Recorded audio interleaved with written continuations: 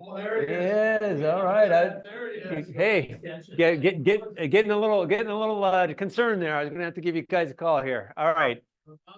Yeah, mom's not here. So okay, well, that's what I thought. Okay. So again, just a real quick summary of where we've been so far. We started out with Christ, the Sermon on the Mount, with him giving us the Beatitudes, which is the kind of characteristics of someone who is a righteous person. He went into then what are the characteristics of those that are not righteous, right? So he gave some examples of what that looks like, right? Then he gave some examples of what our life should look like as far as the impact to the world, right? Salt and light. And then we talked about what he's going to do now, at least for the next little bit in the Sermon on the Mount, is he's going to give us some contrast between what the Pharisees taught about true righteousness of the law as compared to what God thinks about true righteousness of the law. So the next little bit, he's going to pull out some examples, just certain laws that are going to paint the picture of how the Pharisees have misinterpreted the righteousness of the law in distinction to how God says the righteousness should be done. So what he's not trying to do here in this next section is he's not just like pulling out some stuff like, hey, I think I want to talk about divorce, or I think I want to talk about murder now, like as if this is just another topic where he's going to zip off on. He's saying, remember in 5:20, he said that unless your righteousness exceeds that of the Pharisees, you won't enter the kingdom of God. And then immediately after that, he's then going to give examples of what it means to exceed that. So he's going to say, you've heard it said, and then he'll give an example. And then what he's contrasting in these examples are what the righteousness of the Pharisees are. He's just told them that you've got to exceed that. So then he's going to give the example. Here's what the Pharisees teach about murder, about adultery, about divorce, about taking oaths, right? And then he's going to give the proper interpretation of that. Does that all make sense what this next section is sort of built on, right? And again, what I want to make sure that we do here is that this is not an extensive treatment of these topics by Christ. So he's actually going to say some stuff here that is incomplete. Like when we talk about murder, he's going to say some stuff about anger. Well, that's not the complete biblical treatment of that. In fact, if we take Jesus at just what he says here, you're going to actually come up with an improper biblical idea of what true anger, righteous anger is and unrighteous anger. We'll get to that in a moment. So keep in mind, the thing he's trying to do here is not to give an extensive treatment on a topic. What he's doing is he's presenting a Pharisaic interpretation and a righteous interpretation as a way, as an example that his disciples and the crowd can use to understand what his proper interpretation is versus the incorrect Pharisaic one. So he's trying to just create a contrast, not a detailed description of that particular topic. Are we all clear? And I think it'll become clear when we get into it why I'm sort of phrasing it this way from the start. All right. Okay, so basically what we're going to see here in this next section is some examples here. And again, if you go from Matthew 5:21 through 48, this is the section now where he's going to provide these contrasting examples of true righteousness versus false righteousness. Or you'll find it again in Luke 6:27 through 36. What you're going to find out here is that when Christ gives these examples, what's going to be really apparent is that the Pharisaic interpretation of the law is very literal to it. It's literal to the word, but not to the spirit of the law, right? They're to the letter of the law. Like they basically got a checklist that says, I've never murdered anybody.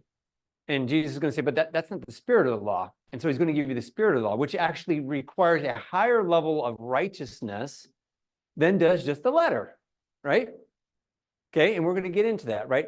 You're going to also see that it's a difference between external conformity and internal, right? Like I can be here and present myself as a certain thing, and everyone looks at me, and I got my nice little robes on and whatever else. I look fantastic, and I can mark off the box that I've never committed adultery. But that doesn't mean that I'm not committing adultery every single moment in my heart, that I'm out there and, women are walking by, whatever else, right? In other words, I can present an external conformity and appear righteous to everyone else, but internal be nothing but just depravity. Does that all make sense? So when we take a look at this, we're going to see that Jesus says, hey, look, you have misinterpreted. You've got the letter here in a few of these, you've got the letter right, but you have missed what God intended entirely by giving the law. You've missed it all. You lack internal conformity, and you're only a set of check boxes of things that you then feel good about yourself, right? So that's what we're going to get to in these next sections of these next couple of weeks. And that's sort of that difference in contrast that I think you'll see really pop out over the next little bit. Yes. Just a really quick question. Is he still at the mount? Is he Yeah. still up on the hill? Yeah, the whole thing is the Sermon on the Mount until 8:1. Okay. Yeah. Matthew 8, chapter 1, sorry, as a reference for that. All right. What you are going to see is this phrase, right? You have heard it was said, right? Now, this is a little bit odd, because when Jesus says you've heard that it was said, many times what he then says is actually the law as it was written, right? So let me just say a couple things about this. First of all, you've heard that it was said is a common rabbinic expression for their traditions, their oral law, right? So he's automatically, by saying this, appealing to, yes, there is a law that says do not murder. But when he says you've heard it said, he's then also pulling into the account or the fact that these people know what the rabbis have said about the written law, right? So there's a written law in the law of Moses that says do not murder. And then the Pharisees have created all of these interpretations and oral laws around the written law. So when he says you've heard it said do not murder, what he's doing is he's saying, okay, you know what the Pharisaic teaching is about do not murder. And it's not what the biblical interpretation of do not murder is. So when you hear that phrase, you have heard it said, he's automatically conjuring up in the mind of his hearers what the rabbinic interpretations and laws are around what the written code was. Does that all make sense? So he's actually going to reference the written Mosaic law, but he's inviting them to understand, they understand it. See, the problem is that when we read this here, we say, you've heard it said, do not murder. What we're missing today is we're missing what the Pharisees taught about that. And so we're just like, of course, maybe someone was reading the law and it says, do not murder. So they might have heard it like in the synagogue. That's not what he's referring to here. He doesn't bother to explain the Pharisaic teaching, because guess what? His audience already knows it. They already know what the Pharisees teach on a certain thing. So this is the key right here for us to understand that he's at this point saying, when you've heard it said, this is what the rabbis teach about do not murder. And I'm going to tell you what the true interpretation of do not murder is that God intended when he gave the written law, do not murder. Is that all clear? Yes. Did Jesus have training? I'm just thinking about this whole situation, and he's, demonstrating a broad knowledge of the rabbinic oral tradition. Is that something that in his early 30s, the average Jew would know? Yeah. Or is it because he's God and he knows because he knows? No, they would have heard it in synagogue, because again, in synagogue, by this time, what would happen is you'd have a reading of the Torah. You'd have different sections, prophets, Torah, sometimes the writings depending on what season it was. And then you'd have an explanation of what that actually is. So it's in the explanation of what it means, do not murder or do not commit adultery, Sure. That then you would have heard what the Pharisaic rabbinic interpretation of that is. What does it mean to not commit adultery? And then they would have given that. So he would have been well aware, as his hearers were, about what the rabbis taught. So that would have been common knowledge, yes. When he was 12 years old, he was speaking in synagogue. At Well, in 12, the and they- temple, yeah, And they were all amazed. yeah. And so he had been teaching in synagogue over the course of time. So wouldn't he have been correcting the law maybe during those time frames up until this point? Or did he take this time specifically to correct the Pharisaic law? Or Well- had he been correcting it while he was teaching? We don't have any indication that he had any conflicts when he was 12. They were amazed because of his level of knowledge and understanding. I don't know exactly what those conversations were. Now, remember, the point of the Sermon on the Mount is for whom? His disciples, right? So he's not at this point directly trying to confront the Pharisees like face to face. He's given his disciples, who he's just called as apostles, and he's told them now that they're to go out and preach this good news. And now he's given them this instruction. So this is yes, but this is not meant to be a polemic against the Pharisees. It's meant to be instruction to his disciples about the difference between the righteousness that they have been teaching, the Pharisees, as compared to what God's righteousness is in the Mosaic Law. That's the intention. So it's not intended to be a polemic, at least not explicitly against the Pharisees. What's the point of taking it down? He was just teaching the boys. No. No, although everyone knew exactly what it was saying. Yes, Rich. So what is it about the oral law that it wasn't written? That it wasn't recorded? Well, the oral law was never given by God. Oh, okay. I mean, remember, the written law was given by God, 613 commandments in the Old Testament, Yeah. right? In Exodus, Leviticus, Numbers, and in Deuteronomy, right? So you find all 613 commandments there. It's the written law because that's what God gave to Moses. That was God's law. The oral law are not God's laws. That's just the scribes that added, those are the additional laws and additional But they weren't- interpretations. Were they recorded anywhere? They weren't recorded until 200 AD. They weren't recorded until about another 170 years after the time of Christ. That's why they're called the oral law, because they were not allowed to be written down. Anyway, great. So I just want you to hear this, and this is what Lax in his rabbinic commentary on the New Testament says. He says the phrase, you've heard it said, is not simply an act of hearing. He's not just saying that you've heard it, maybe someone was reading from the Mosaic Law and you heard it. It's not an act of hearing, but it is a translation of the Hebrew word shamatah. Literally, you have heard, with the meaning you have received a tradition or a shemuah. So this is basically what we're saying. You have heard or you received as a tradition, do not murder.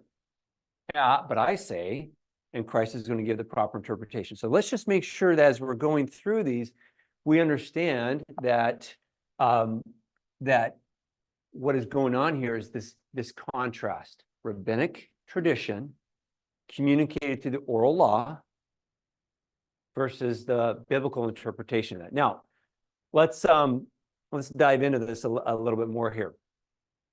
And I'm gonna get over here because I don't want to block your view. And I can't. Yeah, I'm sure, but I can't read if I'm like this. So here we go.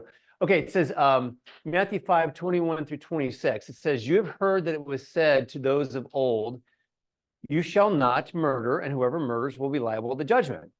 Okay, well, that's in the Mosaic Law. You shall not murder, right? Okay. Just a second. I'll get to that question in just a second. That you'll be liable to judgment. But I say, in other words, that's not the correct interpretation.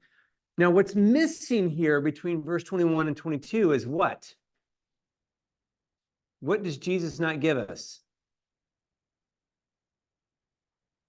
He doesn't give us the interpretation of the Pharisees, right? So you have heard it said, you shall not murder, and whoever murders will be liable to judgment. Well, that's actually in the biblical record. That's in the Mosaic Law. What's missing here, and Jesus doesn't have to give it because his hearers are Jewish, is what the connotation of that is from the rabbinic teaching, right? They know exactly what the rabbis have said about this here.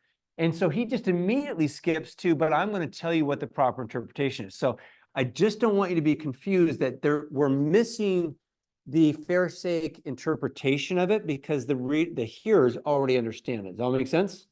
Okay, I just want to point that out. All right.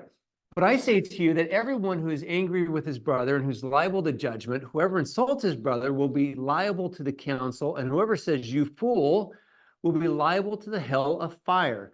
So if you're offering a gift at the altar and there remember that your brother has something against you, leave your gift there before the altar and go. First, be reconciled to your brother, and then come and offer your gift. Come to terms quickly with your accuser while you're going with him to court, lest your accuser hand you over to the judge, and the judge to the guard, and you be put in prison. Truly, I say to you, you'll never get out until you paid the last penny. Now, this seems a little jumbled up here. Does this all make sense? Like it doesn't, we start off with murder, and before we know it, we're talking about settling lawsuits so that you don't get thrown into prison, right?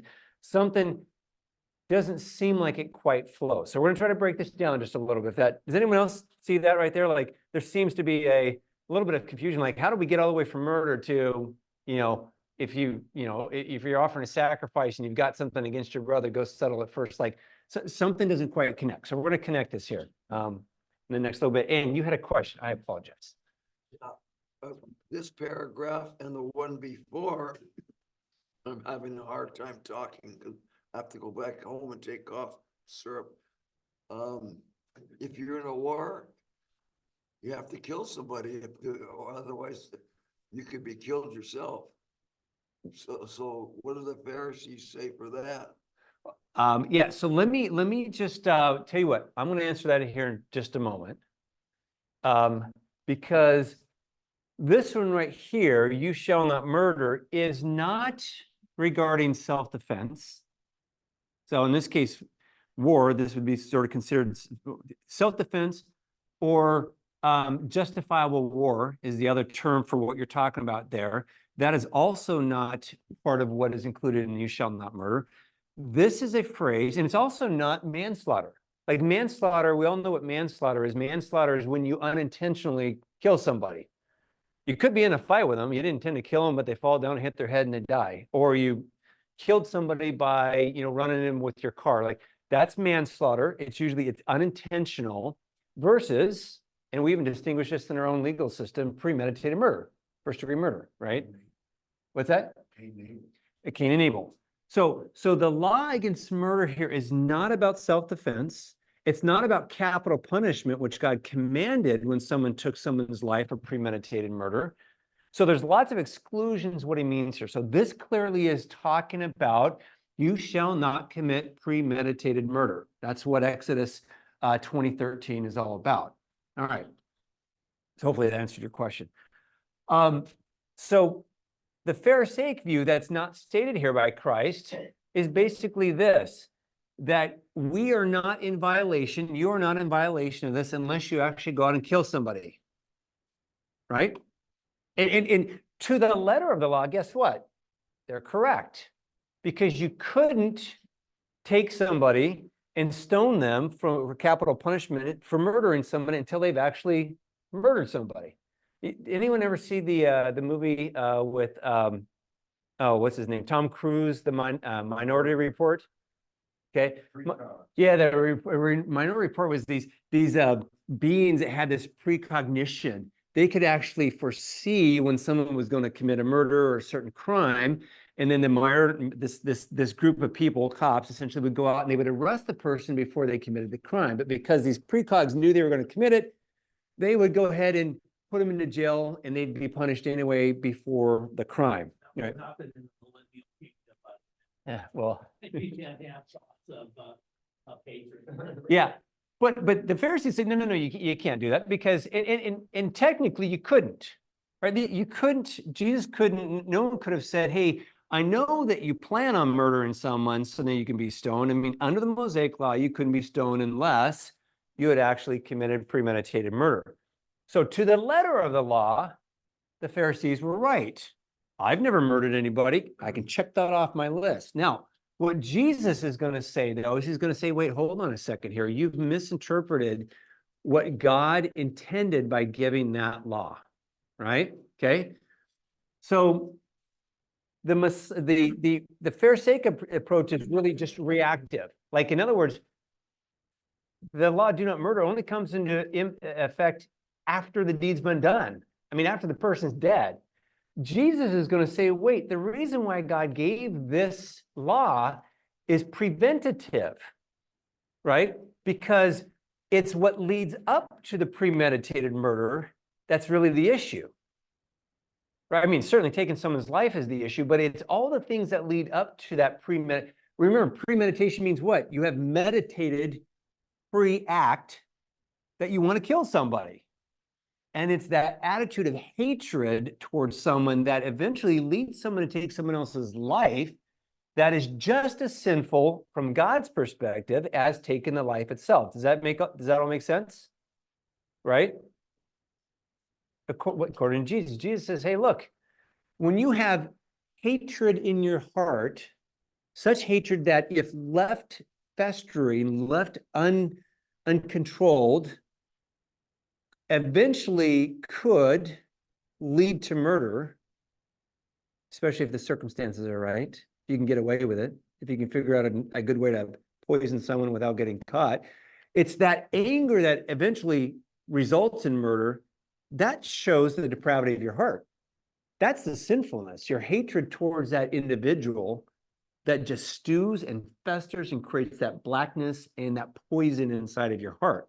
But that's not externally seen unless you make it known to other people. You can have hatred and I want to kill my neighbor. But as soon as I meet my neighbor and I'm mowing the lawn, I smile. I'm like, hi, neighbor. I'm like, but at the same time, as soon as he turns his back, I might be like, wanting to, take a little knife and stab him in the back.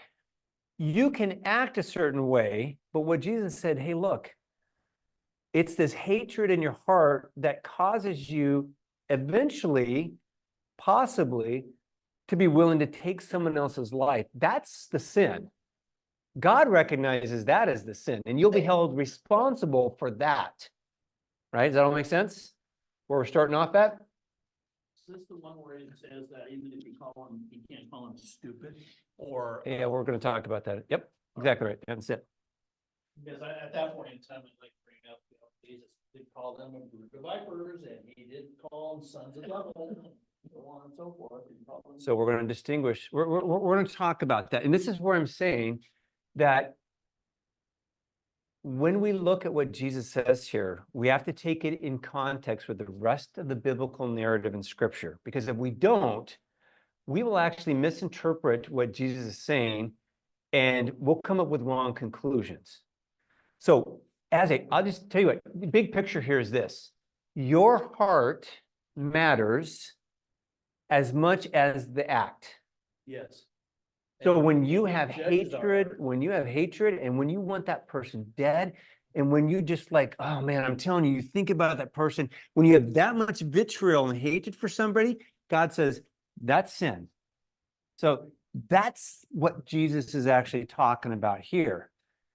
And when we get to the raka, which is exactly what you're talking about in Aramaic and Hebrew, the word fool, empty-headed, is raka, right? We'll get to that here in just a moment. All right. And actually, here we are. So there we are. We just arrived. Thanks, Mike, for the little intro to that. So what Jesus then says here is he says, hey, look, the letter of the law might say that you have to murder someone. I'm going to tell you that that's not how God views this. It's not why he gave that, right? He wants you to deal with your animosity before it reaches a level where you're willing to take someone's life. And even if you're not willing, where you want to, where you desire, where you think about it, even if you're not willing to pull the trigger, so to speak, you still want it, right? Like secretly you want to kill them. And so he gives then some examples of how the true righteousness actually should play out. Like, what does hatred and animosity look like that would be unrighteous short of murder? Does that all make sense? So this is where he's going to give some examples now, saying, hey, look, it's not just murdering somebody. let me tell you what unrestrained animosity and hatred can look like and what the results are. Those are also what God considers sinful. Okay, that's where we're going with this. So he then says, but I say to you, anyone who is angry with his brother will be liable to judgment. Whoever insults his brother will be liable to the council, and whoever says you fool will be liable to the hell of fire. All right. So what Jesus says here is, hey, he says, hey, look, I tell you that everyone who's angry with his brother will be liable to judgment. Now, here's why I want to just pick on something here. If we just take what Jesus says right here, we're going to misinterpret it, because what would your conclusion be from that statement? From that statement, is it okay to be angry with someone? If we just take that statement right there that Jesus said, is it okay for you to be angry with someone? No, if you just took that statement, you would say if you're angry with someone, you're sinning. Okay. We know that's not the case, though, because when we look at the biblical record, what's that? Well, yeah, exactly right. So that's right. Paul says in Ephesians, and we're going to get that. Paul says in Ephesians that you're not to let the sun go down on your anger and be angry, but do not sin. So either Jesus is right and Paul's wrong, or there's something else going on here. Does that all make sense? Jesus himself was angry, at least on 2 occasions, to the point where he cleansed the temple twice and overthrew the money changers' tables. So either Jesus is sinful, at least twice, or he's not, right? In Exodus chapter 11, right before the 10th plague happens, Moses is in there talking to Pharaoh, and Pharaoh refuses. After the 9 plagues, Pharaoh refuses to let him go. And the text says that Moses, Pharaoh said, don't ever come back here again. The next time you come back here and see my face, you'll be dead. And Moses said, fine, you'll never see my face again. And it says that Moses left and he burned with anger. So either Moses sinned there, or there is such a thing as righteous anger. Well, clearly, when you look at the entire biblical text, there is a righteous anger and an unrighteous anger. So all I'm saying here is we have to be really careful about lifting out this thing here, because Jesus is not giving a deep discussion on the topic of anger. What he's addressing is he's addressing the fact that the Pharisees basically said, as long as I don't kill anybody, I'm okay. As long as I don't kill anybody, I'm righteous. I can walk around and I'm okay with God. And God's like, no, no, no, no, no, no, no, no, no. When you have that much anger and bitterness in your heart, that's sin. You can hide it with all kinds of robes and all kinds of whitewashing if you want, but it's what's in here that actually matters. So what Jesus is saying here is if you're angry with your brother, and some text will say if you're angry with your brother for no reason, right? Some add that, so there's some textual variance here on whether or not no reason is added or not. I don't think it really changes too much. You'll be liable for judgment. Whoever insults his brother will be liable to counsel, right? So let's talk about that first, right? Whoever says fool, you'll be liable to hell of fire. All right. Raka, which is you fool or empty-headed, is an Aramaic and a Hebrew word, and that's just what it means. It just means empty, but it was an insult. It was like telling someone, hey, you blankety blank, whatever. Add in the filthy words that you can say. You're nothing but a stupid blah, blah, blah, right? It was a truly animosity. When you see someone just yelling and cursing, you blankety blank, and they've got like this, that's what this was used for. This was used as an expression of extreme vitriol or disgust for someone, to call them an empty-headed. In other words, worthless. You're nothing but a worthless blah, blah, blah, right? Put it into whatever the common vernacular is that you want to say, right? And so it's a pejorative term. And so what Jesus is saying here is when you say you fool, but you say it in a pejorative way, you say it in a way where it's coming from the hatred and bitterness in your heart, that's when it's wrong. Now, Mike, let me go back and address this. Because Jesus did get on the Pharisees and call them a brood of, actually, John the Baptist called them a brood of vipers, and Jesus said the same thing, like you're sons of the devil, right? So he used very strong language against them to describe that. James actually uses raka, I think, twice, right? The apostle James uses the word raka twice to describe people that are foolish or acting in foolish ways. So it's not that it's wrong to say that if what we're doing is describing someone's actions as being foolish. Hey, look, you did X, Y, Z. Right? That's really foolish. You're being foolish. Right? Or just describing an outcome of something as being very foolish. That's not what he's saying here. He's saying that this is basically like get your worst curse word that you can, get as much anger as you can, and just start telling that person you're a blankety blank. That's the difference.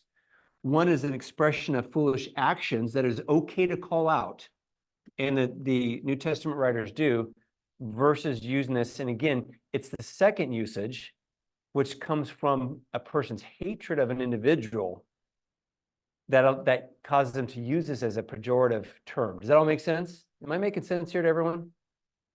All right. But where is that explained in the Bible? I mean, how does a person recognize the difference between righteous anger versus vitriol anger? Well, again, well, if you looked at the rabbinic writings, they use raka quite a bit, and they will use it as a pejorative term. So he expects his readers to understand how the Pharisees used the term, which was as a pejorative. You guys are nothing but a blankety blank, whatever else, right? Which is different than what James, when he uses raka to describe people that are acting foolishly. Like, knock it off, like stop being foolish people, versus an expression of his hatred for that person as an individual. He asked it better than I was thinking it was, but where did the interpretation from the Pharisees, because it was the Mosaic law, right? That came from God. Did God not give a clear message? I want to say no, he would have given a clear message. So how did they get it wrong, the Pharisees and the Sadducees and everybody else? Well, he did. How did they misinterpret all of this? Yeah. By saying we're righteous, but we've done all of this stuff, but we're still righteous. Well, first of all, they failed to connect. So what are the two greatest commandments in the law?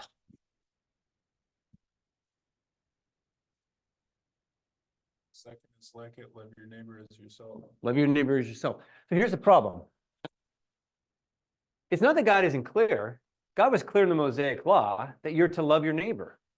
You're also not to covet your neighbor. What your neighbor had. I mean, there's all these things that God gave that should have told them that interpretation wasn't right.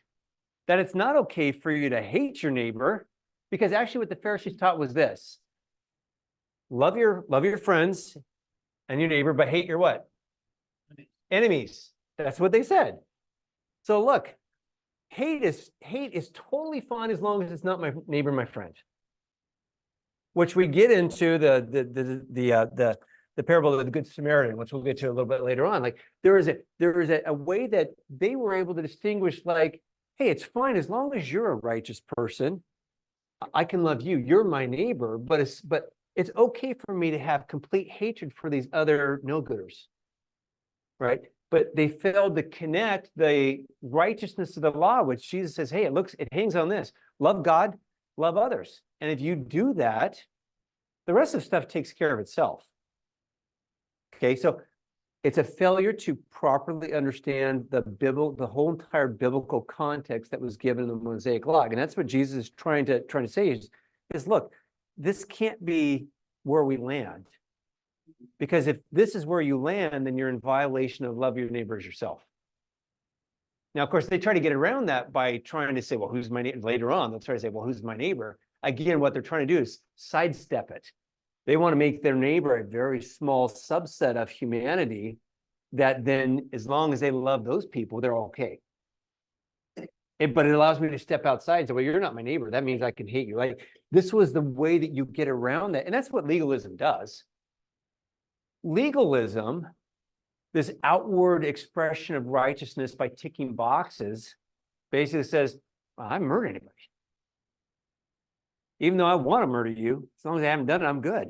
And I'd walk into church and sing my hymns and feel good because I haven't murdered anybody.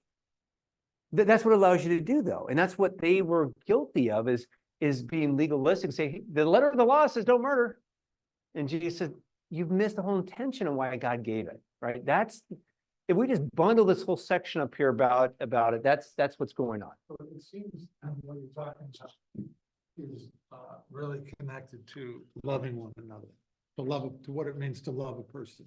Yeah. Because I'm imagining, being a Pharisee, I mean, how would you, I mean, is it possible not to get angry at a person, Randy? No. And let me finish. Oh, okay. Because it's like, you sit around, you're talking about this stuff.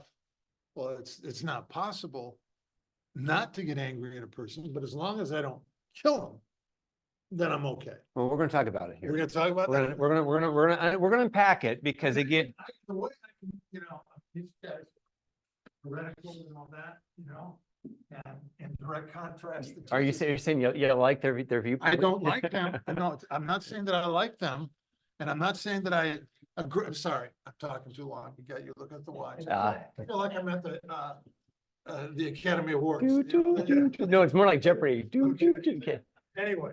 Yeah. Okay. So let me see. keep the commandment, but I didn't kill anybody. Yeah. So let me just say something here.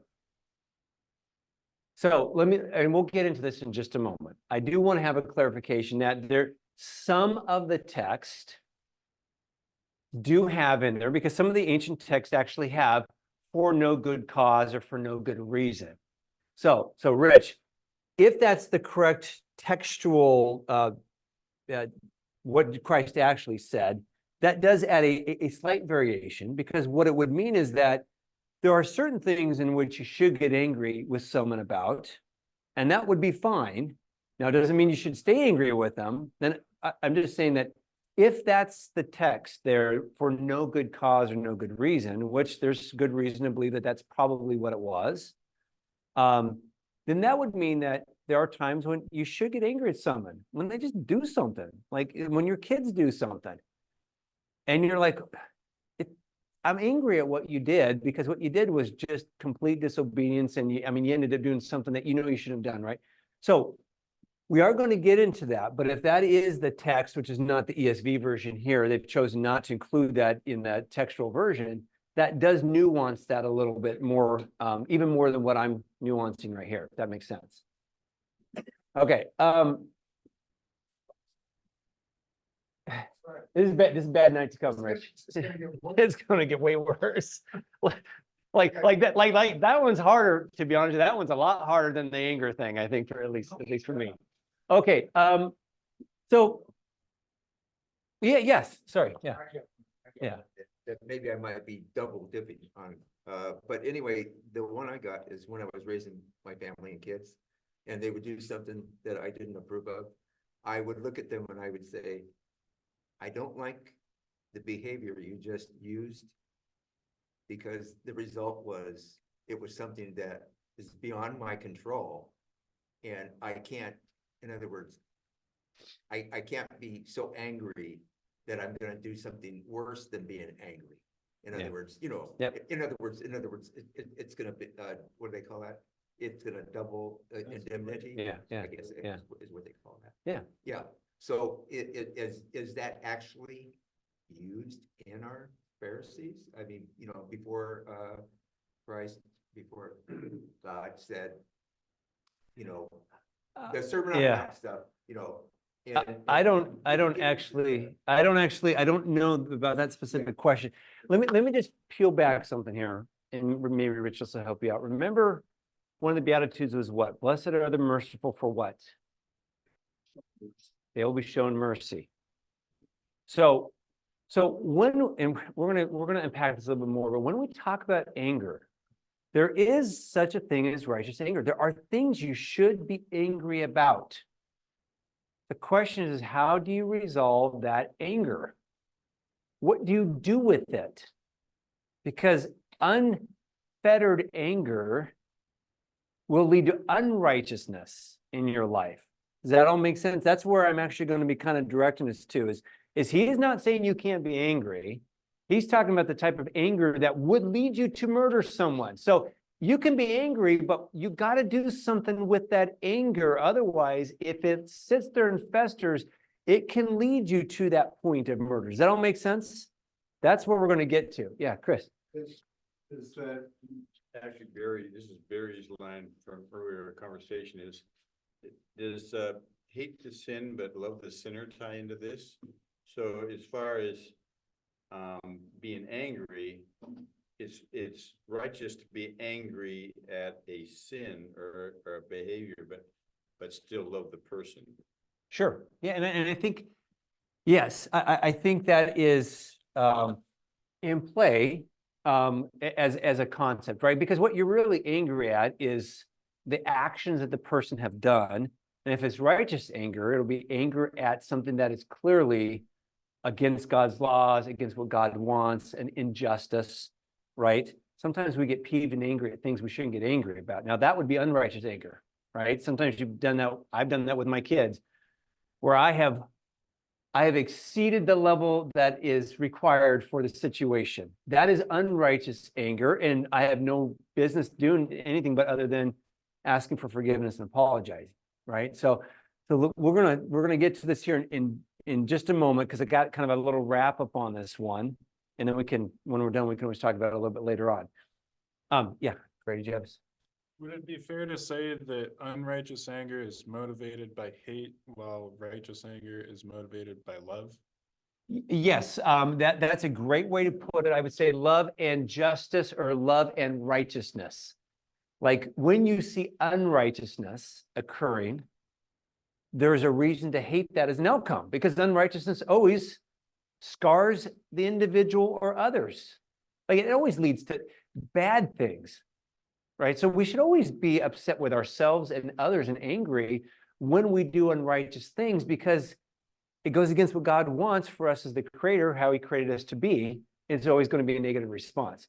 So I think that's a great way of sort of keeping that in play, because it is the motivation.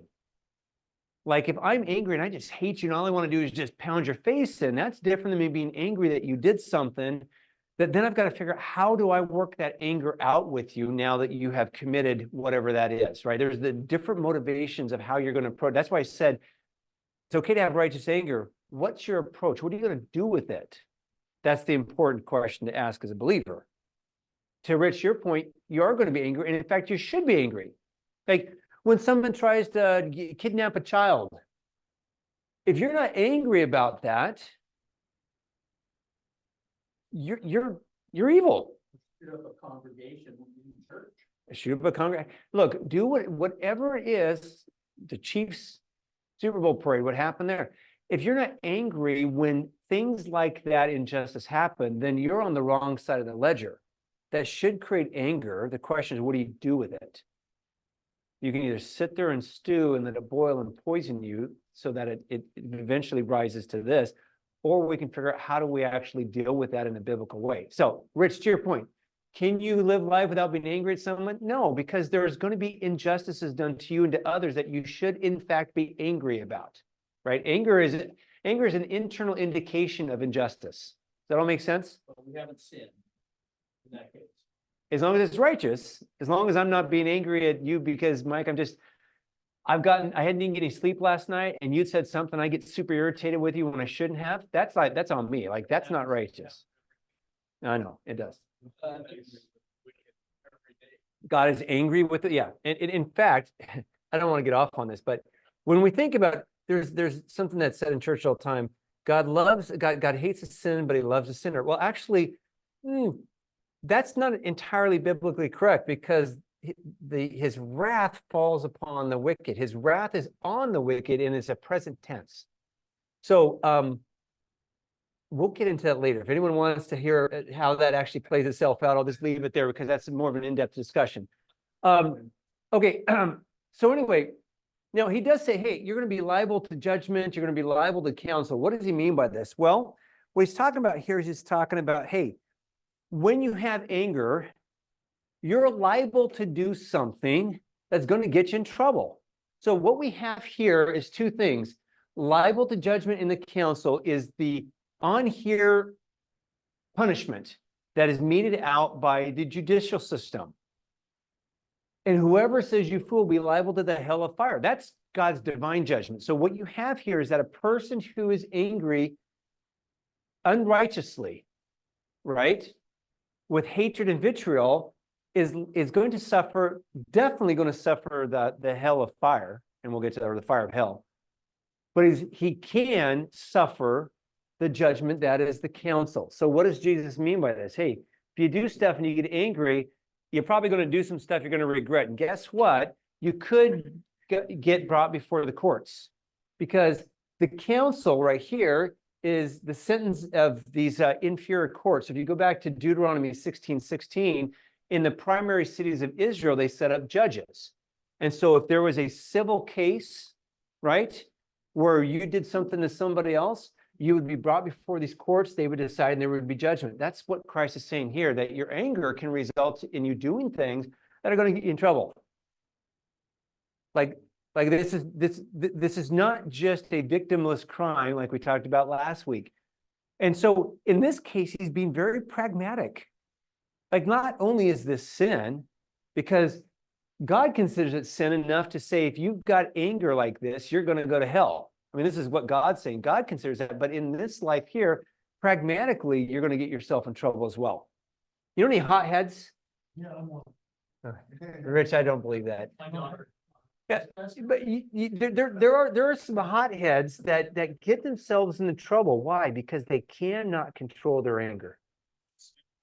Okay, so that's what we have here. Now, he does say that you'll be liable to the hell of fire, or the fire of hell. Now, I just want to make a quick comment here on this, that hell is the term Gehenna. Okay, that is the final place of destruction. It's the name of the place. It's the lake of fire. John calls it the lake of fire. Jesus uses the word Gehenna here for hell. This is where the wicked, once they're resurrected, will be thrown into hell and will be destroyed, right? And that's what the scripture says. This is where they will suffer the second death. Now, Gehenna is hell. Here's what I'm going to do. We're going to get through the Sermon on the Mount. That's all going to be all through all chapter 7. And then we're going to take a small excursion for probably about 4 weeks on the topic of hell. Now, here's the reason for that. Because hell is that the name of the place, but you're not going to find it in the Old Testament. And in fact, in the New Testament, you'll find it in Matthew, almost entirely Matthew. In the gospel accounts, it's almost entirely Matthew. I think Mark has an example. I think out of the 7 times it's listed in the Gospels, 6 of them are in Matthew. One of them, I think, is in Mark. So all of a sudden, you've been reading the Old Testament. You've not heard about this place called hell. And all of a sudden, Jesus says this whole thing that burst on the scene. You're like, what in the world is hell? And then guess what? It's not hardly mentioned at all in any of Paul's writings. Like Paul, who gives us all this theological doctrine, almost doesn't even address the topic of hell. Neither does James or Jude or Peter when we're talking about hell. It's not until you get into Revelation. So you basically have 2 books in the entire Bible that really that give the term hell as the name of the place of the destruction of the wicked. Matthew, 1 in Mark, I believe, and then in Revelation. So we're going to spend about 4 weeks because I want us to sort of be clear on what is being talked about here. And we don't have time today because it's going to take us a while to unpack that. But because of its importance, Jesus says this is the result of certain individuals. Some are going to end up there. We want to be kind of clear on what that looks like.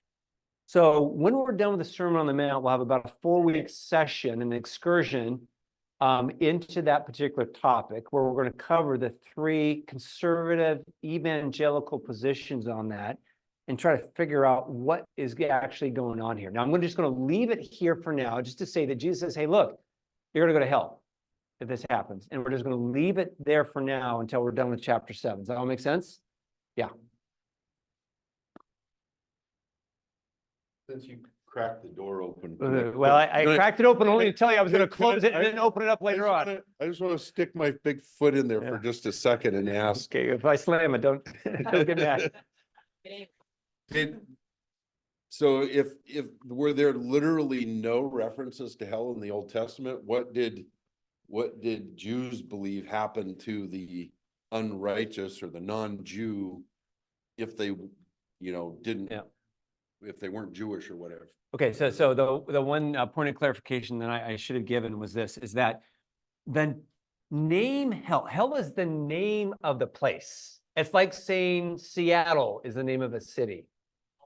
Okay? Well, I didn't mean to pick it that way, but this is the place, John calls it the lake of fire. So this is the name of the place where the wicked go for destruction. Now, the Old Testament talks extensively about the fate of the wicked. So when we look at the Old Testament, if we don't say, what does the Old Testament say about hell? Well, it doesn't say anything about hell because hell's the name of the place.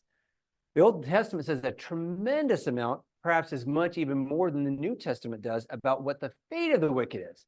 So when the wicked are thrown into hell, what happens to them there? Well, that's a different question. And the rest of the New Testament, Paul and the other writers, they talk about the fate of the wicked as well, without necessarily, very often, referencing the name of the place. Does that all make sense? And so we're just going to, this is why I think we want to take a little bit of an excursion at that point to sort of clear up what that looks like, because some translations, I won't say Jimmy, the King Jimmy, actually misinterpret. There's another word here that is used, that is the Greek word that's used for Hades. And some translations have interpreted that as hell. Well, Hades isn't hell. Hades is just the place of the dead. It's Sheol in the Old Testament. It's just everyone goes, when you die, you go to the place of the dead. Well, at least until the resurrection of Christ. But up until the time, it's just everyone went to Hades. Sorry, everyone went to Hades because it was the place of the dead. Hell is not Hades. So some manuscripts have actually confused Hades and Gehenna. So we'll pull apart some of that, and I'll give you some things to look for to help distinguish that. But that's all I want to say about hell for now. So if you're interested in the topic and you got lots of questions, which I hope you do, wait a month and a half or so, maybe 2 months, and then we're going to do like a 4-week session on that, and I think that'll answer a ton of questions for you. Make sense? All right. Yeah. It says here, but if you, Make it quick here. I haven't even gotten to divorce yet, but and adultery. I say to you that everyone who is angry with his brother will be liable for judgment. Yep. And so that takes us back to John 5, where the Father judges no one. Instead, he has given the Son absolute authority to judge. Yeah. Now, this is not talking about the Messiah's judgment. This is talking about judgment of the courts. But it says right here, it says that if you are angry with his brother, you are liable for judgment. But that wasn't in the Pharisaic law. No. So again, this part right here, you'll be liable to judgment. Whoever insults his brother will be liable to the council. This is what Jesus is saying here is that the law is do not murder. But he's saying that when you have the hatred in your heart that could lead to murder, it doesn't necessarily mean it will. This is down here. God is going to judge you by throwing you into hell. This is talking about the courts. This is talking about the legal system. So when you have anger in your heart and you act out on that, you are going to be brought before the councils in the court. And guess what? It isn't going to be good. It doesn't say that there. It says whoever is angry may be liable for judgment. And so Yes. if we are angry and we don't repent of it, This isn't talking about God, though. God's part is here. You'll be liable to hell of fire. This is God. This is the part where if you're there, this is God's sentence. This top part, this sentence right here is about the in-time punishment that you will get if you act on your anger. That's all he's saying here. And this is the pragmatic part of Christ, where he's saying, hey, look, not only does God consider it sin, and guess what? It's sin, and sin, the wages of sin is what? Death. And that happens, the second death happens when you get thrown into hell. So not only does God consider it sin, and you'll eventually pay the divine price for that, in the eschatological future, but you're going to pay the price now if you can't control your anger. And it's the type of anger that would eventually lead you to murder. It's the type of anger that causes you to do things like punch your neighbor in the face, bash his car window in because you don't like him, right? Yeah, you're going to get drugged before the courts. That's all he's saying here. I think his point though is that it seems like that it's all related to, when you say the council, The- is this a council of present at that, Yeah, at that time? Yeah. These are Jewish the, council? yes, these are the court systems. In Deuteronomy 16:16, it talks about these courts being set up in the cities in Jerusalem. And so the council here refers to these judicial courts that have been set up to handle these cases. But you wouldn't be judged for being angry by those councils. No, right? no, no, no. That's a judgment. It's from God. it's your anger. It's your anger. This is what he's saying. It's the anger that leads you to do things that will make you liable to the courts. So if you're angry to the point where you are willing to murder somebody, and even if you don't murder them because you don't want to, if you don't want to do the time, or don't do the crime, right? Or if you're angry, there's a lot of other things you will do outside of murder. Basically paraphrased, it's saying, if you get angry and it's uncontrolled, you're gonna end up here in front of. You're going to end up in front of the courts You're liable, says you're liable, but to judgment. Yes. he says, but I say to you that if you are angry, you are liable to judgment. That is not Jesus judging him. Yeah, For it's- hell. That is, if you courts. act out upon it, then you could That's right. do the Deuteronomy 6. Because again, it's the intent of the heart that he's going after. He's saying, they say it's just murder. I'm saying that when you get anger that has that vitriol and hatred in it, you're going to be guilty of, God already considers that to be sin, and you're going to, and that the penalty for that from a divine perspective is hell. The penalty for that in the human perspective is the courts, right? Okay. Whoa. I mean, I've got adultery and divorce still to go through tonight. He quit. Excuse me. Oh, you have to turn it back. The last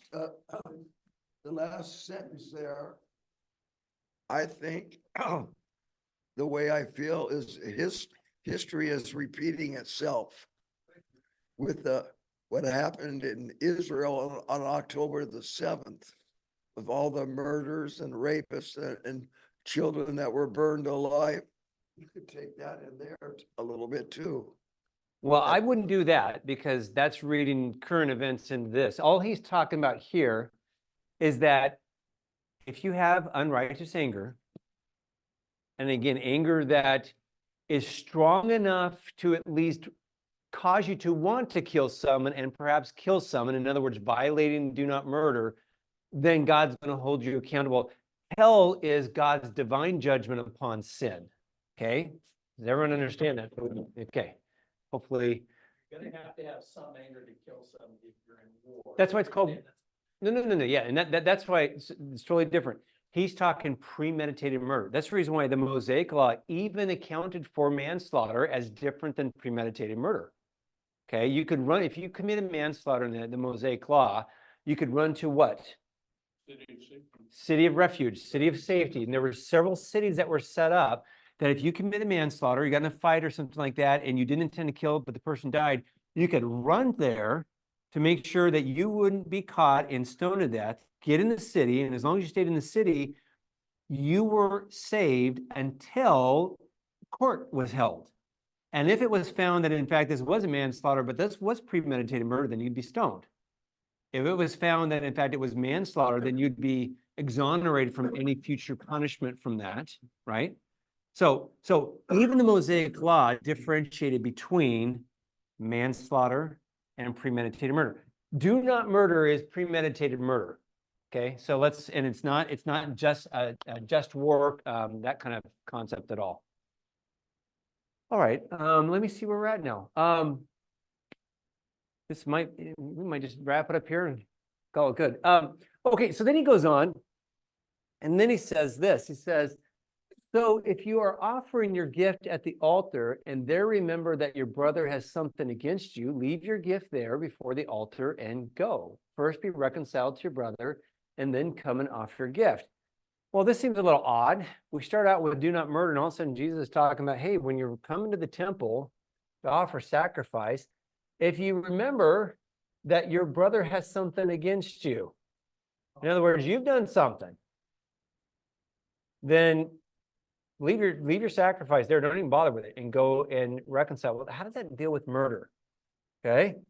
I mean, again, there seems to be a disconnect here. Now, what Jesus is basically saying here is this, is that your brother has something against you. In other words, you've done something, or theoretically, they think you've done something. Well, they're probably angry at you. And guess what you are? You're probably angry at them, right? There's a show that I like to watch, the ID Discovery Channel. I'm like a true crime kind of a person. I like watching those forensic shows. And there's a show on there. It's called Fear Thy Neighbor. I wouldn't recommend it if you got a squeamish stomach. But the premise of it is the murders and stuff that happen around the world, particularly the U.S., where neighbors living next to each other. Have you seen it? Fear Thy Neighbor. You know what I'm talking about. These neighbors, they start living next to each other. Most of the time it's like happy and they're like waving high and having picnics together and borrowing each other's lawn tools. And then something happens. Dog bites the next door neighbor. Someone refuses to return a tool and calls it theirs. Someone is disputing a property line.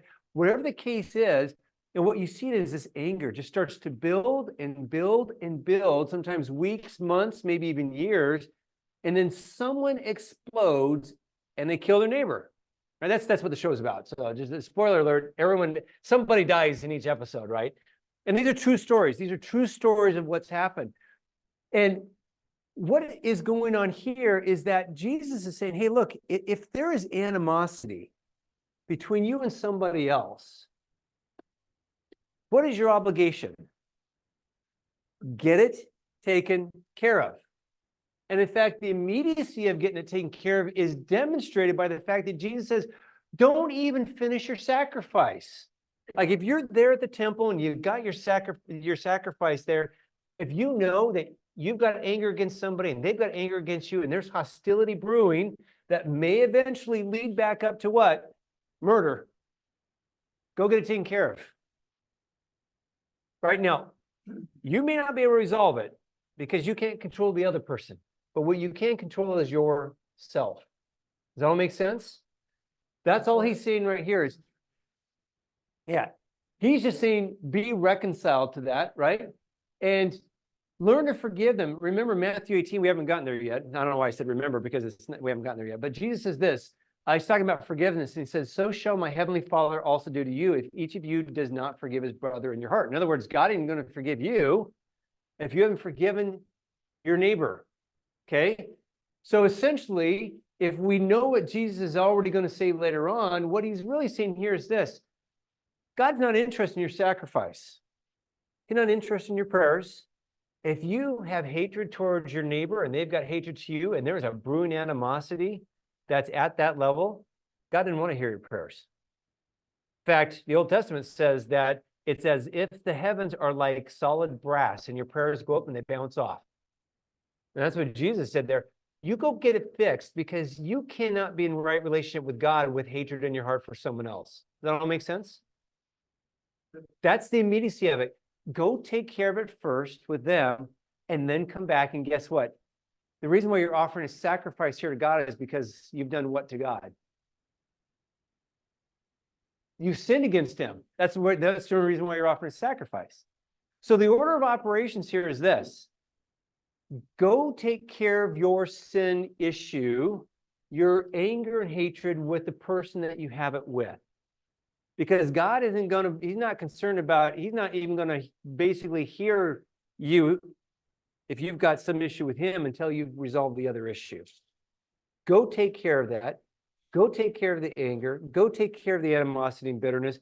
And when you've done that, then come back and ask God for forgiveness. Does that all make sense? Well, I mean, well, no, I mean, it's a moot point. At that point, It's not moot if the anger's still there, Randy.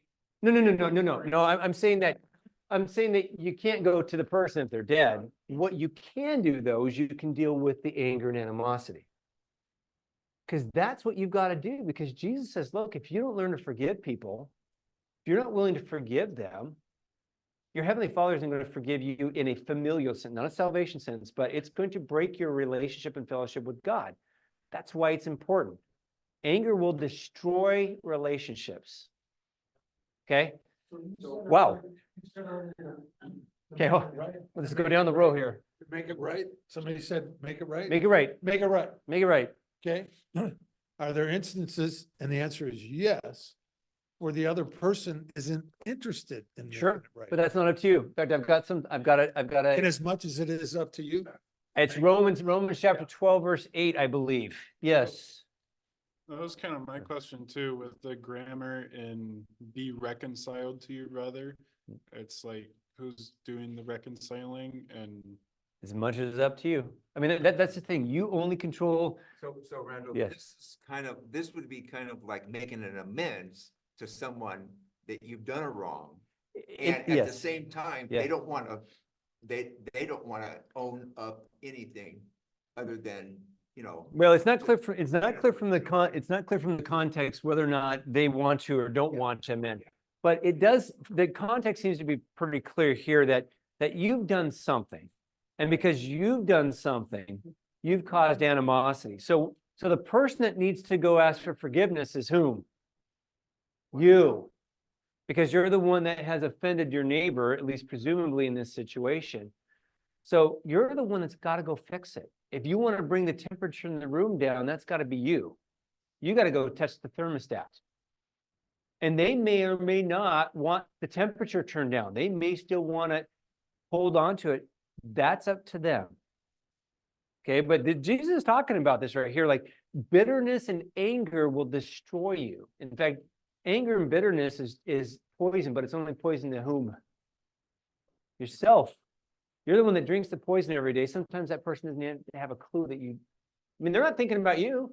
They're out grocery shopping right now, but guess what you're doing? You're thinking about ways you can kill them. Like, I wonder if I can substitute, their heart pill for something else. And, you know what I'm talking about? Like, I don't know anyone with, I don't know anyone with, I watch too much forensic shows. I know all the ways. Anyway. Yeah, well, I know it's not going to be quick, but go ahead. We are hypocrites if we claim to love God while we hate others. Yep. Our attitudes towards others reflect our relationship with God. Yep. And that's 1 John 4:20. Yeah. And that's the whole thing from murder all flows down. And all he's talking about is what's your heart condition? And if you've got anger and bitterness, your heart condition isn't right, either with the other person or with God, go take care of it. You may have you may have righteous anger. In other words, there may be reasons for your anger, but righteous anger, unfettered and uncontrolled, becomes unrighteous anger. Because it's no longer about that thing, it's now about your ongoing, that turns into your ongoing hatred for the person. And it just, anyway, you see how it festers. All right. Where were we? Again, just going on here, again, this is the same type of things, very pragmatic. Come to terms quickly with your accuser while you're going with him to court, right? Lest your accuser hand you over to the judge and the judge to the guard and you be put in prison. Truly I say to you, you will never get out until you have paid the last penalty. So again, this is actually not just a moral or an ethical command. Jesus is actually giving really practical advice. Like, look, if you've done somebody wrong in this case, which is the implication there, and you don't go make it right outside of court, you're going to get drawn into court.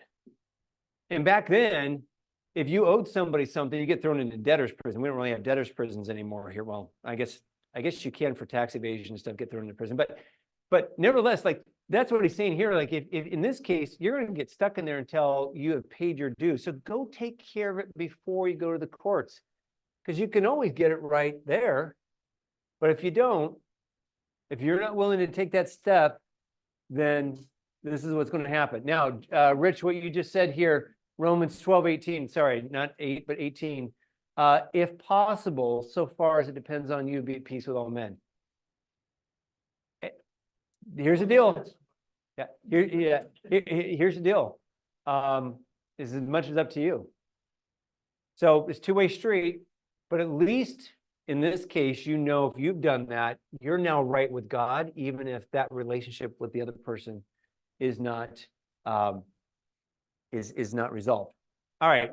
Yeah, we're going to finish this out, and then we'll tackle next week the really cool, interesting, non-controversial topics of divorce and adultery. So come back next week if you want to have a Jerry Springer version 2.0. So just some observations. Like I said before, he's not providing a comprehensive discussion on anger. We have to take the entire counsel of God's word in there to sort of figure out how do we deal with anger, whether it's righteous or unrighteous, right? Okay. Anger is not bad. Anger is actually an emotion that God himself expresses and that he's given to us. Anger is a protective emotion. Because when you are angry, it tells you, whether right or wrong, that some injustice has been done. Does that all make sense? That's why you get angry. Now, you may be right or wrong about, maybe you shouldn't be angry. That's not the point, though. Anger is an indication that some injustice has been done. And we talked about this earlier, that, look, God was angry with Israel. Moses was angry with Pharaoh. Paul says, be angry and yet do not sin. Do not let the sun go down in your anger, and do not give the devil an opportunity, right?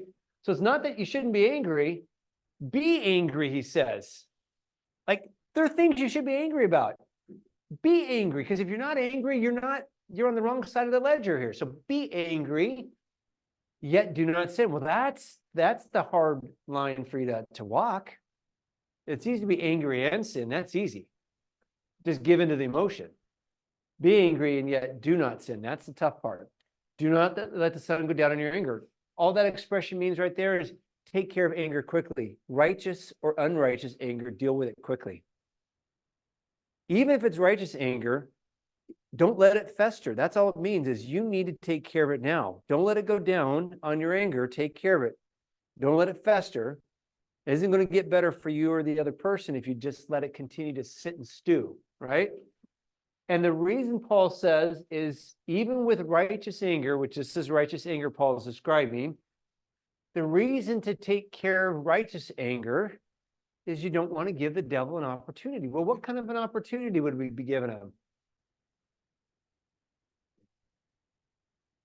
It changes unrighteous anger, and it describes what we've been talking about tonight. Right? What's the opportunity the devil has? To get you really angry at someone, where you're going to, number one, disrupt your relationship with God, disrupt your relationship with others, do something really stupid and dumb, say something that you can't take back, and eventually get you to a point where you might, given the right circumstances, commit some bodily harm that may result in death. The devil wants to take advantage of that in your life because it destroys your peace and destroys relationship. So this is not an easy topic. We don't have time to go into, how do we want to deal with that? But this is all we're talking about here. And I think you might have said this earlier, unrighteous anger is anger, and it may be right anger. There may be something that was done unjustly to you, and you're righteously angry at the beginning, but it results in a hatred not for the thing that happened, but for the person who did it. Does that all make sense? And I think that's what you had said earlier, right? It's hatred for the person that has caused harm, and that you desire harm and destruction to come upon them, right? We've already talked about that. Righteous anger, it is anger based on true things, true injustice, done to you or done to others. You have a right to be angry at that. What are you going to do about it, though? Well, that's one way. And you find yourself in prison. Yeah. So that's all that he's saying here in this section. Does that all make sense? How we start with murder and how this is connected all the way down, right? Yeah. Because I'd love to be that rabble rouser. How do we identify the object of our anger as being righteous? I.e., if you misgender me and I become indignant and angry at you for misgendering me, how do we weigh, you know what I mean? Like, obviously, someone that would be upset about that probably doesn't have Christ in their life, or And again, But- that's their but anger, not your the whole anger. point, but the Yeah. whole point is that even if, as Christians, we might find something that we're indignant about and we're angry about, but we really shouldn't be, don't have a right to be. Yeah. Follow what I'm saying? Well, It's like, how do we identify what is, you know, what is something that is worthy of righteous anger versus something that's not? it's good. It's a good question. And to be honest with you, yeah, I mean, that's what I was gonna, yeah, I was gonna start out with saying, look, there are things that are very clearly things that we should be angry about, whether it's things happening in the world to others or to us, because they're violations of either God's laws or violations of how God has set up things to operate, or how he has created us to be. And so we recognize that he didn't create, someone who's fluid. He created male and female. So we should be upset when people try to destroy that image that God has created. That is a righteous anger to be. Now, how we treat the person who thinks one day they're male, the next day they're female, and the third day they're nothing. Well, how we treat them, that's different. Because now we're talking about the person and not the action. Right? And too often as Christians, what we do is we conflate those two things. And we get upset and then we get angry at those people when that person is flat out confused. You know what I'm saying? Like, they need Jesus, they need truth in their life. And when I'm angry at them, the fact I hate them, all of a sudden, guess what I'm not doing to them? I'm not loving them. And guess what else I'm not doing? I'm not sharing the gospel. Right? So this is where I say, as believers, there are things we identify that, but then we've got to step back, and I'm as guilty of this as anybody else. What is my response to that person? Now, there are things that I can do. I can vote. I can be an activist against those things as concepts and as philosophies and combat that. That is totally acceptable. But when I look at that individual, I make that individual my object of hate. Remember, we wrestle not against what? Flesh and blood. But we make our battle against flesh and blood all the time. That's where we can, I think, clearly identify things that are unrighteous that we should be angry about, but don't confuse the person doing it with that. Now, that's sort of the starting point that I would say for that. The other thing that I would say is it is difficult because all of us are fallible human beings. We've all grown up with certain environments and certain things. So in some ways, we have ways in which we have developed as people, individuals in this case, not as a group of individuals, where we misidentify things we should be angry about. Does that all make sense? Like maybe you were treated by your father a certain way or by somebody else, and somebody says something that is innocuous, and you just get all ripped up about it because of something that happened to you and they didn't mean anything, and all of a sudden you're angry or whatever. I mean, there are things that we misidentify people's intentions and motives, and that frankly, we just need to get off our high horse on some stuff and give people a little bit of grace. Right? So our fallibility does make it difficult, which is why in 1 John 1:9, we're supposed to confess our sins, right? And John, the apostle tells us, like, anyone that says that doesn't commit sin is a what? A liar. And the truth isn't in him. Because as fallible people, we are going to misidentify true anger responses and sometimes be angry when we shouldn't be. But that doesn't mean that we can't allow the Holy Spirit to point that out and that we shouldn't repent of that, right?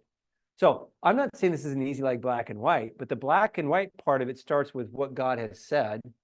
Those are clearly easy to identify. Other things are going to be more difficult to tease out because we're all not completely self-aware of how we're wired and why we respond the way we do all the time, and we respond incorrectly some of the times. Some of us, many of the times, we respond in anger when we shouldn't. Right?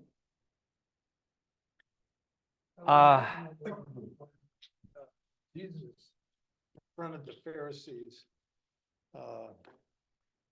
and the hypocrisy of, what their law and the Mosaic law, that I wouldn't imagine they'd heard that before.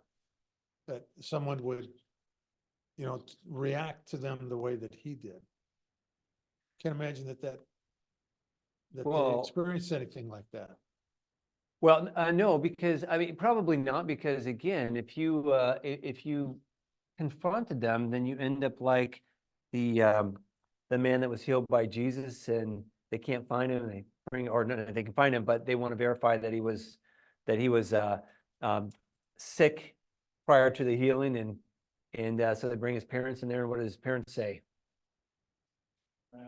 Yeah, he's old enough. You ask him. What was he sick or not before? Has he been healed? We're not going to answer it. You know why? Because the threat was what? They were going to be thrown out of the synagogue. So you certainly risked a tremendous amount by tangling with the Pharisees, because they controlled the synagogues.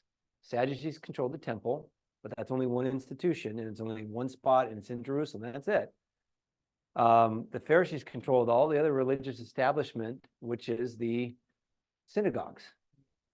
And the synagogues were not only the religious center, but it was the community center of most towns. That was your community center. So it's not only where you did your religious instruction, but it's where you would do everything else that when the community came together to do anything, that's where it would be held at. If you got kicked out of the synagogue, you're basically excommunicated from your social setting. So yeah, you didn't tangle with them for fear of being thrown out of the synagogue, Their excommunicated. rejection of Jesus was to kill him, right? To kill him. Not to Yeah. All right. Anything else? I'm not, it's because next week, so tell you what, the two biggies, actually, we might get to three. The two next week are going to be adultery and divorce. And then we would probably get to oath taking as well. Well, I might not be there. Watch silently from your laptop. Let me put this out there just for a moment. When you think about particularly the law of divorce, here's the question. Is the law that Jesus gives absolute and exclusionary as to the only reason that's valid for divorce? Or is he using hyperbole to paint the utter distinction between true righteousness regarding divorce and what the Pharisees taught? That's the question. Well, for some people, well, okay, let me phrase it differently. When you read it, Jesus says the only exception, the only reason for divorce is what? Sexual immorality, yes, which would include that. Is that the only reason for divorce, or is there others? Loaded question. No, it's not a loaded question. It's a contemplative question. Well, if there's only one, there's only one. So no, there are no other reasons. Well, Okay, I'm asking, so I'm going to put it out there for you. And what I want you to do is I want you to go think about that. But here's what I'd like you to do. I'd like you to think across the spectrum of the entire biblical record. And I want you to see whether or not the exclusionary view lines up with scripture or not. I'm not going to tell you where I land on that topic. This is a difficult topic. This is probably one of the most difficult topics in Christianity today, and it's certainly one of the most difficult topics for pastors to deal with. Is it exclusionary, or is it intended to be hyperbole? And I'll get to what that sort of means next week, as a means of painting the extreme on one end versus the extreme of the Pharisees on the other. So it's one of those two, and I'm going to leave you with that. Fruitbaum says that God hates divorce. He sure does. If God hates divorce, then we shouldn't get divorced. Well, so here's it. Just because he hates something doesn't mean that it doesn't mean that there are other reasons. It just means that his intention, I'm not going to get into it next week, but what that means is his intention is he hates it because it goes against what he designed a marriage for. Now, I'm not saying it's not exclusionary or absolute. I'm just saying that right there just means God's intention is divorce. He hates it because it breaks up the relationship he intended. But it doesn't mean that he doesn't give reasons for divorce, because obviously sexual immorality is a reason for divorce. Even though he hates it, he gives an out. So I would not use that verse. All that tells us is God's intention is marriage is sacred, and you better not be messing with it. Now, the question is, can you mess with it for reasons other than sexual immorality? Case studies of Marvin Michelson's and weren't there many printed off for Weren't there many characters in the Old Testament that had more than one wife? Oh, then that's polygamy. Now that's actually the opposite of divorce. That's marriage. That's polygamy. But my point is that if that was true and it was condoned by God, don't the wives in those cases have a case for divorce? No, women. So When they're- here's not their church? here's a preview. Under the Mosaic Law and under rabbinic and Pharisaic Judaism, women were not allowed to file for divorce. So it was a one-way street. Men could file for divorce against their wives, but wives couldn't file for divorce against their husbands. So yeah, I want you to think about some ramifications for next week. Because anyway, I'm just going to leave you with that. And I promise you that it may be controversial, and there may be half the room that thinks one thing, half the room that thinks another. And in the spirit of brotherly and sisterly Christian love, we can disagree. And I expect it to be a fairly hot debate. But I'm going to leave you with that as a homework assignment. All right. You can close with a word of prayer if you or something. I don't know what you're going to close with, Rich, but please close before we get in trouble. I'm gonna close with Psalm 95. Verses 1-8 that says, "O come, let us sing to the Lord. Let us make a joyful noise to the rock of our salvation.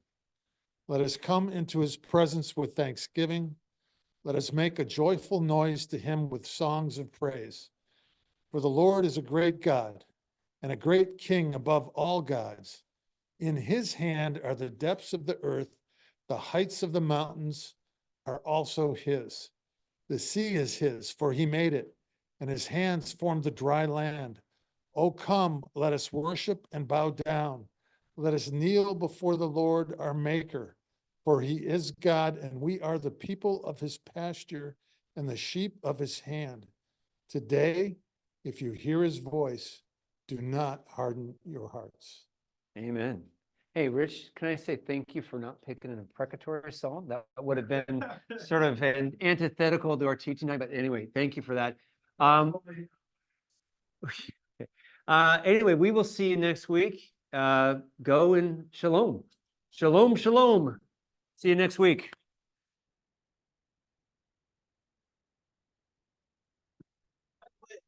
Help and notice the robust turnout Peter. in person attendees.